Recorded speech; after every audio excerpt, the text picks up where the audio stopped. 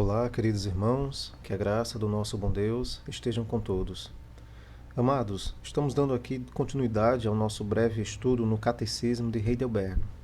Semana passada a gente viu a pergunta de número 72, que foi: então, a própria água do batismo é a purificação dos pecados? E nós vimos que não, né? Pois somente o sangue do Senhor Jesus Cristo e o Espírito Santo nos purificam de todos os nossos pecados. A pergunta então hoje, a pergunta de número 73 é: por que então o Espírito Santo chama o batismo de o lavar regenerador e de purificação dos pecados? Né? Já que as águas não nos purificam, é somente no sangue e no Espírito Santo, então por que o Espírito Santo chama o batismo de lavar regenerador e de purificação dos pecados? E é isso que nós iremos ver hoje, né? Mas antes de prosseguirmos, oremos ao nosso bom Deus, pedindo sua ajuda para a compreensão. Querido Deus e Pai, graças te damos, Senhor. Obrigado pelas obras extraordinárias das tuas mãos. Obrigado pelo privilégio e a oportunidade que o Senhor tem nos dado de ouvir a tua palavra e não somente de ouvir, mas de compreender.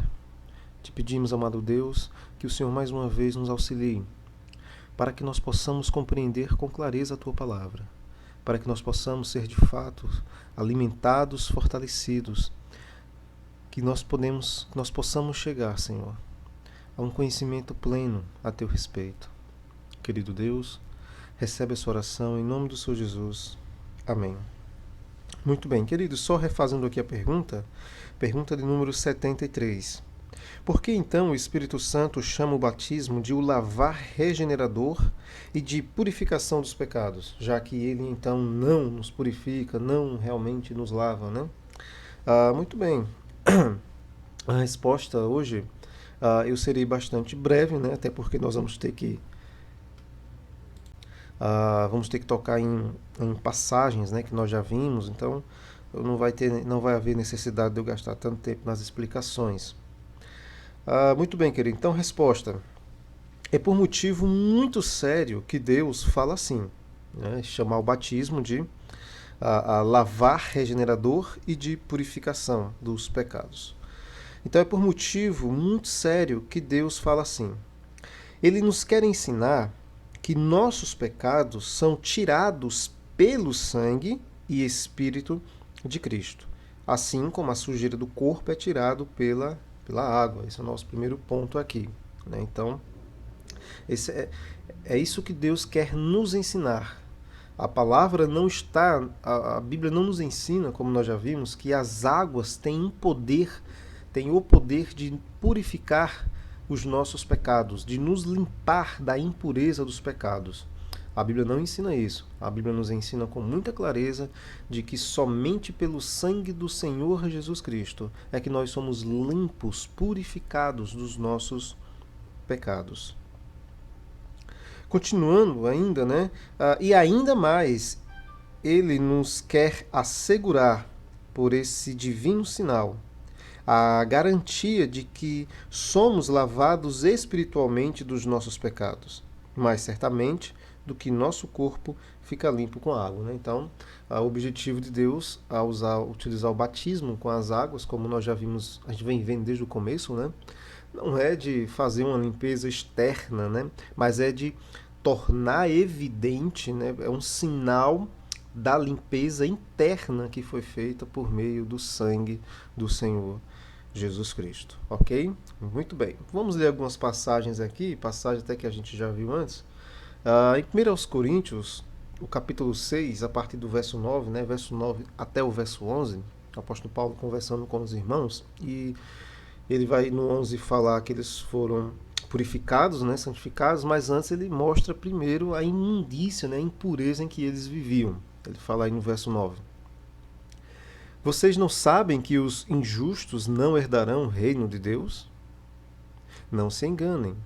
Aqueles que se envolvem em imoralidade sexual, adoram ídolos, cometem adultério, se entregam a práticas homossexuais, são ladrões, avarentos, bêbados insultam as pessoas ou exploram os outros, não herdarão o reino de Deus.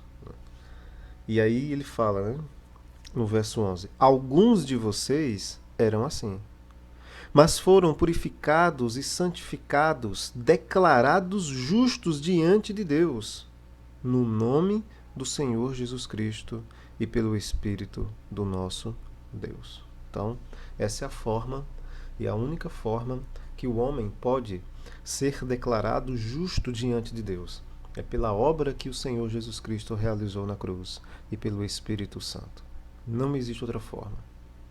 Então não é a água que tem o poder, né, de nos limpar. Porque se a água tivesse poder de pagar os nossos pecados, de limpar a imundícia do pecado que reside em nós, na nossa natureza, né, humana, então não precisava o Senhor Jesus Cristo vir, né, descer nesse mundo, né, ser sacrificado, crucificado numa cruz, né, dar a sua vida, entregar a sua vida.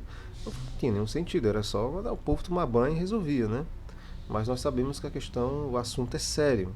Então o batismo, a água não tem o poder, mas é um sinal que está evidenciando essa purificação, essa regeneração que houve em nossas vidas por meio da obra que o Senhor Jesus Cristo realizou por nós e também através do Espírito Santo. Muito bem. Apocalipse, nós já vimos esse texto, né? Apocalipse, o capítulo 1, verso 4 e verso 5, diz o seguinte: Eu, João, escrevo às 7 igrejas na província da Ásia. Graça e paz a vocês da parte daquele que é, que era e que ainda virá, dos 7 Espíritos que estão diante de seu trono, e de Jesus Cristo. Ele é a testemunha fiel destas coisas, o primeiro a ressuscitar dos mortos e o governante de todos os reis da terra. Toda glória seja àquele que nos ama e nos libertou de nossos pecados por meio do seu sangue. Ainda, né, em Apocalipse, lá no capítulo 7, o verso 14, diz o seguinte: Eu lhes respondi, Senhor, tu sabes.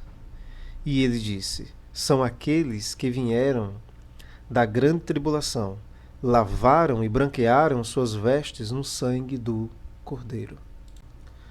Então, a única forma, esse lavar aqui, né, se lavar e branquear, né, suas vestes, está falando a questão da salvação, da justificação, ser declarados justos diante de Deus, e isso só acontece por meio, né, do sangue do Senhor Jesus Cristo. Como nós falamos desde o começo, né, não há outra forma, outro meio, né, pelo qual o homem seja declarado justo diante de Deus. É somente pela obra que o Senhor Jesus Cristo realizou na cruz por nós. É por meio do seu sangue. Não existe atalhos, né? O batismo que salva é o batismo no sangue de Cristo, é o batismo em sua morte, em sua ressurreição. Não há outro meio, né? O batismo nas águas apenas é um sinal, um símbolo que vai evidenciar essa obra que foi realizada em nossas vidas. Lá em Gálatas, queridos, os irmãos abram aí, por favor, Gálatas, o capítulo 3, verso 27. E aí, Paulo aqui diz: todos que foram unidos com Cristo, no batismo se revestiram de Cristo. Então, como os irmãos lembram, né, o batismo com as águas não salva, mas eles evidenciam a nossa salvação. Lembrem-se, né, que o batismo não é uma questão de opção, foi uma ordem dada pelo Senhor Jesus Cristo. Embora o batismo nas águas ele não tenha o poder de nos salvar, não deve ser algo que deve ser desprezado, né, ignorado dentro da igreja. Todo aquele que se torna discípulo, que crer no Evangelho, que crer na obra que o Senhor Jesus Cristo realizou na cruz, ele tem que ser batizado em nome do Pai, do Filho e do Espírito Santo. Não para a salvação, mas porque foi salvo, porque foi alvo da salvação, porque creu na obra que o Senhor Jesus Cristo realizou na cruz, porque ele foi purificado pelo sangue de Cristo, e por isso, então, o batismo está aí como um sinal que evidencia essa obra, esse regenerar, essa purificação espiritual que houve. Então, queridos, para não me delongar muito, né, vamos rever aqui a pergunta e a resposta. Por que, então, o Espírito Santo chama o batismo de o lavar regenerador e de purificação dos pecados? E a gente viu, né? É por motivo muito sério que Deus fala assim. Deus tem um propósito por chamar, né, o batismo dessa forma. É para nos ensinar. Ele nos quer ensinar que nossos pecados são tirados pelo sangue e espírito de Cristo. Assim como a sujeira do corpo é tirada pela água, né? Assim como a água tem o poder de limpar, de purificar a sujeira do corpo, assim também o sangue do Senhor Jesus Cristo tem o poder para limpar, nos purificar dos nossos pecados. A água vai até aí, limpa somente o corpo, mas o sangue de Cristo não. Vai além, né? Vai além. E ainda mais, ele nos quer assegurar, por esse divino sinal, que é o batismo, a garantia de que somos lavados espiritualmente dos nossos pecados, mais certamente do que nosso corpo fica limpo com a água, né? Então, ele está nos ensinando da obra que realizou e da segurança que nós temos nisso que foi feito. Então, queridos, creio que não há necessidade de nos delongar muito, né? Um assunto já bastante claro para os irmãos. Lembrando que o nosso próximo tema agora é falar a respeito da Santa Ceia, né? Mais uma ordenança. Lembra que são duas, o batismo e a ceia. A lição de hoje nós finalizamos aqui o assunto sobre o batismo e na próxima, então, vamos ver a questão da Santa Ceia.